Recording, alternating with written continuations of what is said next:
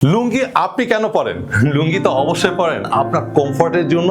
আপনি সারাদিন যখন ব্যস্ততা শেষে বাসায় ফিরেন তখন অবশ্যই আপনি চান একটা আল্ট্রা সফট কটন ফ্যাব্রিক্সের লুঙ্গি, যেটা আপনাকে একটা কমফর্ট ফিল দিবে। ইয়েস, আপনাদের জন্যই কিন্তু আমাদের একটা দারুণ সলিউশন, সেটা হচ্ছে নবাবী আল্ট্রা সফট কটন লুঙ্গি।